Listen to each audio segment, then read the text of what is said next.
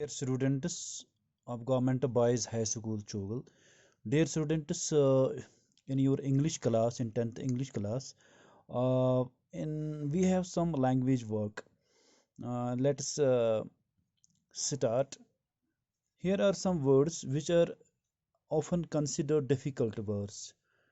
You have to understand their meanings, and sometimes what happens, you have to write the meanings, write them in your own sentences in examinations. I have written all those words here. Let us study these words one by one, and I will explain you. Please pay your attention. सबसे पहले यहाँ क्या है? whisper. Whisper means speak very softly, यानी कि आप आहिस्ता आहिस्ता बात कर रहे हैं, धीरे धीरे बात कर रहे हैं, इसे हम विस्पर कहते हैं। फिर है यहाँ पे एक और मम्बल। ये दो वर्ड है, मरमर और मम्बल। मरमर और मम्बल जो है, इसके एक ही माने हैं। स्पीक सॉफ्टली, आहिस्ता से आप बात कर रहे हैं, एंड अनक्लियरली, आप इतना आहिस्ता बात कर रहे हैं कि किसी के समझ में नहीं आ रहा है।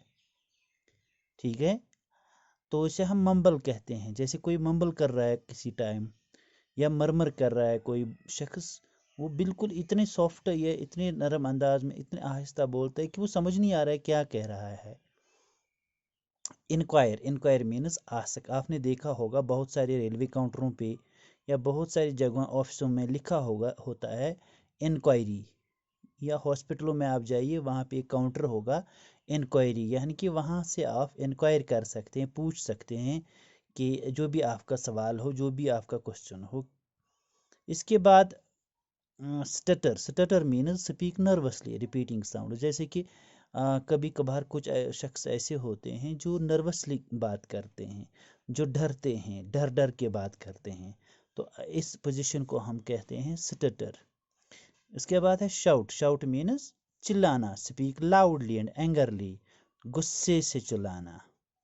फिर है वाइन, WHINE, वाइन का मतलब है कंप्लेन इन ए सैड वॉइस, यानी आप अपनी शिकायत कर रहे हैं लेकिन वो दर्द भरी आवाज़ में, परेशानी की हालात में आप किसी से शिकायत कर रहे हैं, बता रहे हैं अपनी परेशानी। WHINE। अगर हम दूसरा वाइन शराब है, ये भी याद रखिए, ठीक है। तो इसके बाद है Howell, WHOWL। Howell means cry out in pen. अब किसी को कोई दर्द होता है तो फिर वो चिल्लाता है, तो दर्द में चिल्लाना, तो इसे हम कहेंगे हाउल। फिर है sigh, sigh means breathe heavily to show disappointment. कोई थका हुआ सा होता है और फिर वो डिसअपॉइंट हो जाता है, थका हुआ होता है, वो अपनी थकावट का इजहार कर रहा है। तो कैसे कर रहा है? ब्रेथ हेवली, वो लंबी आह भरता है। Chant, speak in A rhythmic singing manner.